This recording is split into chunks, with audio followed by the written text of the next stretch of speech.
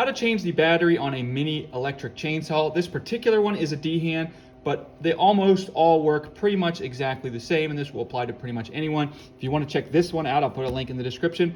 But first of all, before we change the battery, we want to check the battery. So this one has little indicator lights on the battery itself. If I push this button, it will tell me.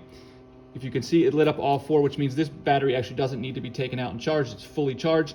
But when this goes down to a 1, it means the battery is now dead. So now all we have to do is we're going to depress this tab here, and that's going to release the battery. And then we're just going to slide it out. Now, sometimes it can be a little stiff. This one, it is a little stiff on the battery end. So if you feel like it's stuck, it just needs a little bit of, you just maybe need to muscle it out a little bit with that tab down, like that. And then you're going to come with your new battery, which you can just have another battery here.